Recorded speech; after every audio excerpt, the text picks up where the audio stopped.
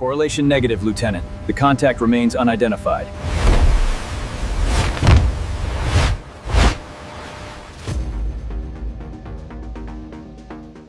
የቴህራን ማዘጋጃ ቤት ዕለተ እሁድ በዋና ከተማዋ ቴህራን ማዕከላዊ አካባቢ በሚገኘው ኤንሄል ባቢዮት አደባባይ አንድ ግዙፍ የማስታወቂያ ሰሌዳ ተክሏል። ይህ የማስታወቂያ ሰሌዳ ለምን እያነጋገረ ነው? ትራምፕንም ነው እንዴ እያስባለ ነው?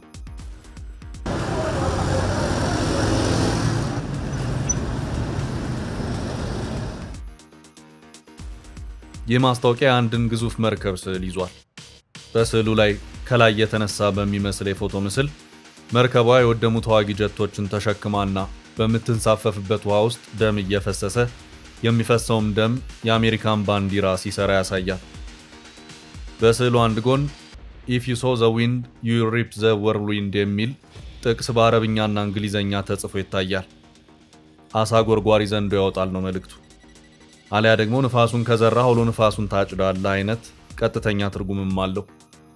በዚህ ምስል ላይ የወደሙ የአየር ጦር ጀቶችን ተሸክማ የምትታየው ዝነኛው የዓለማችን ቁጥር አንዷ የጦር መርከብ USS አብርሃም ሊንከን CVN 72 ነች።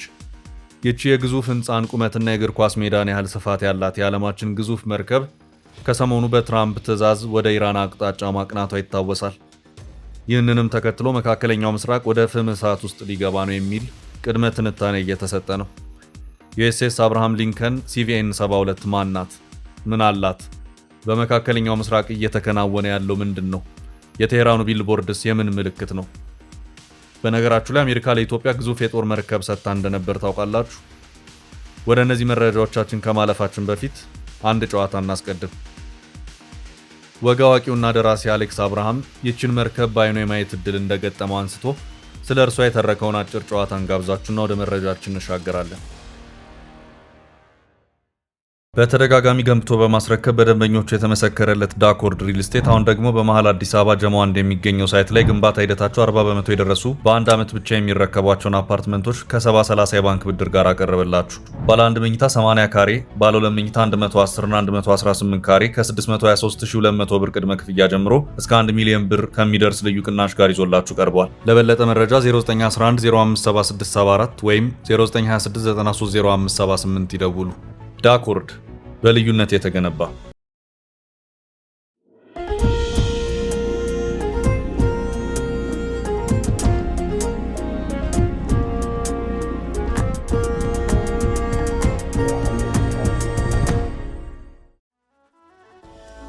አገር የተላከባት ሀገር በአሌክስ አብርሃም። ኮቪድ ከመከሰቱ ከአንድ 2 ወራት ቀደም ብሎ ይመስለኛል እንደ አውሮፓውያን አቆጣጠር በ2019 ቀዝቃዛ ወቅት ላይ ሁለት ጓደኞቼ የሆነ ነገር እናስጎብኝህ ብለው ወደ ባህር ዳርቻ ወሰዱኝ። ለሀገሩ አዲስ ስለነበርኩ ሰርፕራይዝ ሊያደርጉኝ አስበው ነበር። እንደደረስን ብዙ ጎብኚዎች ተሰብስበው መጨረሻው ከማይታየው ባህር ላይ የምትንሳፈፍ አንዲት ትንሽ ጀልባ በግርምት ይመለከታሉ። እኔ ግን አልደነቀኝም። ለእኔ በዚያ ርቀት ላይ ሆና ስትታይ ጣና ሐይቅ ላይ ካየዋት ጣናነሽ ከተባለች የመንገደኞች ጀልባ በላይ ሆና አልታየችኝም። ጓደኞቼ ገና አልቀረበችም ብለውኝ እዚያው አካባቢ ባለ አነስተኛ ሬስቶራንት ምሳ በልተን ስንመለስ ግን ምን ገጠመን? እስከ ዛሬ በሕይወቴ የማላውቀው ግዝፈት ከፊት የተገተረ። አሁን ዓለም ሁሉ የሚያወራላት የዓለማችን ግዙፏ የጦር መርከብ USS አብርሃም ሊንከን CVN 72 ለጥገና መታ ኖሯል። ለመሆኑ ሰሪዎቹ ገና ሲጀምሩ እንዲህ ያለውን ግዝፈትና እብደት እንዴት አሰቡት? የሰው ልጅ አእምሮን ፈተው ከለቀቁት ምን ወፈፌ ነው እናንተ? ከመደነቃችን ብዛት መርከቧን ከጀርባችን አድርገን የተነሳናቸውን ፎቶዎች ዛሬ ላይ ሳያቸው ፒያሳ የውሃ ፋውንቴኑ ላይ ፎቶ የሚነሱ የገጠር ልጆች እንኳን እንደኛ አስገራሚ ፖዝ አይኖራቸውም እላለሁ። ተቃቅፈን፣ ተዛዝለን፣ ተኝተን፣ እግራችንን አንስተን፣ በአንድ አይን ጠቅሰንና ወገባችንን ይዘን ብቻ ምን አለፋችሁ ለካ እነዚያ ልጆችም ወደው አይደለም። ትላንት ከአንደኛው ጓደኛዋ ጋር አስታውሰን ስናወራ በቃ ኢራን መርከቧን በሚሳኤል ለመምታት እየዛተች ነው። ካሰመጠቻት አብራት የተነሳውን ፎቶ ትለጥፋለህ። አበሻ የሞተ ሰውና የፈረሰ ህንፃ ጋር ፎቶ መለጠፍ ይወዳል። አንተ ደግሞ የሰጠመች መርከብ ጋር የተነሳውን ፎቶ በመለጠፍ ከኢትዮጵያ የመጀመሪያው ትሆናለህ፣ ሰይፉ ላይም ትቀርባለህ አለ። የመርከብ እኔ ከቆምኩበት ቦታ ስታዩት ወደ ላይ ያለው ርዝመቱ ያለምንም ማጋነን የ15 ፎቅ ህንፃ ያህል ነው። ሊበልጥም ይችላል። በፎቶ ግን ግዝፈቱ ያን ያህል አያስታውቅም። ከላይ የሚሽከረከረው ነገር ራዳር ነው አሉ። ሲጨመርበትማ ሌላ ታሪክ ነው። በውስጡ በሺዎች የሚቆጠሩ ወታደሮችና ሰራተኞች አሉ ተብሏል። እኔ ግን አንድም ሰው አላየውም። በዚያ ግዙፍ ነገር ውስጥ የት እንደተዋጡ አላቅም። 90 ተዋጊ አውሮፕላንና ሄሊኮፕተር የሚያሳርፍ ተንሳፋፊ የብረት ቢሾፍቱ። አሜሪካውያን ከቡና ስኒ ጀምሮ ነገራቸው ሁሉ ትልቅ ነው። እንዲህ ያለ ግዝፈት ግን አጋጥሞኝ አያውቅም። ዛሬ ሳነብ ታዲያ የዚች መርከብ ግዝፈት በመጠን ብቻ አይደለም፣ ውስብስቡን ቴክኖሎጂ ለባለቤቶቹን ተውና ምን ያህል ፈጀ ብለን እንጠይቅ። የሁሉ ነገር መለኪያችን ሀገራችን ናትና በኢትዮጵያውያን እንመዝነው። ኢትዮጵያ አልበላም አልጠጣም ብላ ይህን መርከብ ለመግዛት ብትነሳ የእውነትም አትበላም አትጠጣም። ምን ተርፏት? የግንባታ ወጪውን ብቻ ለመሸፈን ለመከላከያ ሰራዊት የምትመድበውን የ10 ዓመት በጀት 5 ሳንቲም ሳይቀራት መክፈል አለባት። በአጭሩ የአንዱ መርከብ ዋጋ የሀገራችን የ10 ዓመት መከላከያ በጀት ነው። የመርከቡ የአንድ ዓመት ወጪ ብቻውን የኢትዮጵያ መከላከያ አየር ኃይል ሜካናይዝድ እና እግረኛውን ጨምሮ ከሚፈጀው ዓመታዊ በጀት ጋር ተቀራራቢ ነው። ይታያችሁ ጓዶች፣ አሜሪካ የሚታወቁ ብቻ እንዲህ ያሉና ከዚህ የሚያንሱ አንዳንዶቹ የማጥፋት አቅማቸው ከዚህም የባሰ 293 የጦር መርከቦች አሏት። በቀጣይ ዓመት ቁጥራቸውን ወደ 350 ለማሳደግ አቅዳለች። የማይታወቀውን ፈጣሪ ይወቅላት።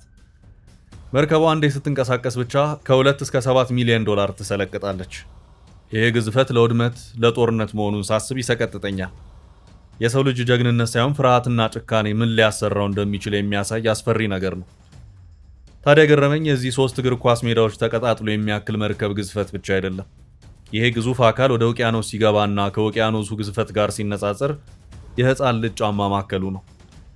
አንድ የፕሮቴስታንት መዝሙር አለ በደጉ ቀን የተዘመረ። አንተ የሰራኸው በስንዝር የለካኸው ይህ ሰማይ ትልቅ ከተባለ ሰሪው ምን ትባላለህ? አንተ የሰራኸው በስንዝር የለካኸው ይህ ሰማይ ትልቅ ከተባለ ሰሪው ምን ትባላለህ? ብቻ አጃይብ እያልናለን። ይሄ ታላቁ አምላክ ለንጹሃን ሲል በላውን ያብርድ። አገር የተላከባት አገር ኢራን ህዝቦቿ ከቀረባቸው መቅሰፍት ይድኑ ዘንድ ፈጣሪ ጠብቃቸው። ከአሌክስ አብርሃም ጨዋታ እንመለስ። ዩኤስኤስ አብርሃም ሊንከን ሲቪኤን 72 የአሜሪካ የውሃ ላይ ዘብ ነች። ሰው አልባ ድሮኖችን ዶግ አመድ ማድረግ፣ የባህር ላይ ወንበዴዎችን አደብ ማስያዝ፣ እግረኛ ወታደሮችን ጣት ወደ ተቀሰረበት አገር ማድረስ የማትሰራው ስራ የላት። የባህር ኃይል ለአንድ አገር ደህንነት ዋነኛው ጋሻ ነው። ለምሳሌ ኢትዮጵያን ብንወስዳት በደጉ ዘመን ዝነኛ የባህር ኃይልና በቀይ ባህር ቀጠና ዝናዋ የናኘ የባህር ላይ መርከብ ነበራት። እግረ መንገዳችንን ስለዚች መርከብ ጥቂት እንበላችሁና ወደ ዩኤስኤስ አብርሃም ሊንከን ሲቪኤን 72 እንመለሳለን። ይህች መርከብ ታሪኳ በንጉሥ ኃይለ ሥላሴ ጀምርና መንግስቱ ኃይለ ማርያም ወደ ዚምባብዌ ሲኮበልሉ የእርሷን ዕጣ ፈንታ ስደት ሆኖ ይቋጫል። መርከቧ እንደ አውሮፓውያን አቆጣጠር በ1962 ዓ.ም በወቅቱ የአሜሪካ ፕሬዝዳንት በነበሩት ጆን ኤፍ ኬኔዲ ለንጉሥ አፄ ኃይለ ሥላሴ በስጦታ የተሰጠች ነበረች። ለኢትዮጵያ እስከተሰጠችበት ጊዜ ድረስ በአሜሪካ ባህር ኃይል ለበርካታ ዓመታት በማገልገል በሁለተኛው የዓለም ጦርነት ተካፍላለች። ስሟም ኦርካ 49 ይባል ነበር። በኋላ ወደ ኢትዮጵያ ስትገባ ስያሜዋ ተቀይሮ ኤችኤምኤስ ኤ01 ኃይለ ሥላሴ እናት መርከብ ተብላለች። የጦር መርከቧ ከ100 ሜትር በላይ ቁመት የነበራት ሲሆን በውስጧ ቤተ መንግሥት ተገንብቶላት ነበር። ከ250 በላይ መርከበኞችንና አሰልጣኞችን የመያዝ አቅምም ነበራት። በውስጧ የተሟላ መለስተኛ ክሊኒክና የመዝናኛ ስፍራ ያካተተች ነበረች። ጠላትን መከላከል የሚያስችሉ መሳሪያዎችንም ታጥቃ እንደነበር ይነገርላታል። በደርግ ዘመነ መንግስት ስሟ ዳግም ተቀይሮ ኤ01 ጦር መርከብ ኢትዮጵያ ተብላ እንድትጠራ ተወሰነ። በ1970 ዓ.ም ሻዕቢያ ምጽዋን ለመያዝ በሞከረበት ወቅት የባህር ኃይል መርከበኞችና መርከቦች ከፍተኛ ተጋድሎ ሲያደርጉ የዚህ ጦር መርከብ አስተዋጽኦ ከፍተኛ ነበር። በ1982 ዓ.ም እንዲሁ ሻዕቢያ አጥፍቶ ጠፊ ጀልባዎችን ቢያሰማራም መርከቧ የጠላትን ጀልባ ዶግ አመድ ማድረግ ችላ ነበር። በ1983 ዓ.ም ሻዕቢያ አሰብና አካባቢዋን በመቆጣጠሩ መርከቧ ወደ የመን ተሰዳ ለረጅም ጊዜ ባህር ላይ ቆማ ጉዳት ደርሶባታል። በመጨረሻም ጨረታ ወጥታ በአሮጌ ላንድ ሮቨር ዋጋ የተሸጠች ሲሆን ገዢው አካል ምንም ነገር ሳያስተርፍ ቆራርጦ ወስዷታል። የተሰራችበት ዕቃም ውድ እንደነበር ይነገራል። ወደ አሜሪካ የጦር መርከቦች ታሪክ እንመለስ።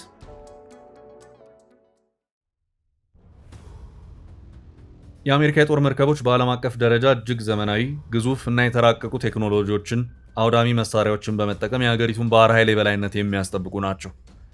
የአየር መከላከያ፣ ሚሳኤል መሸከም እና የረጅም ርቀት ጥቃት የመፈጸም አቅም ያላቸው ሲሆን እንደ ዩኤስኤስ ዙምዋልት እና ዩኤስኤስ ካርኒ ባሉ መርከቦች ቀይ ባህርን ጨምሮ በተለያየ ዓለም ክፍሎች ስምሪት ያደርጋሉ። ባህሩን ሁሉ ለአሜሪካ ያስገዛሉ። ዋና ዋና የአሜሪካ የጦር መርከብ አይነቶችና ባህሪያት።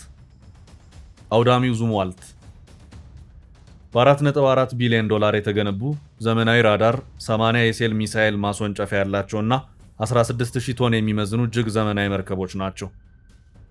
አውሮፕላን ተሸካሚዎች በዓለም ትልቁና ኃያል የጦር መርከብ ክፍል ሲሆኑ በርካታ ተዋጊ ጀቶችን በመያዝ በማንኛውም የዓለም ክፍል ጥቃት የመፈጸም አቅም አላቸው።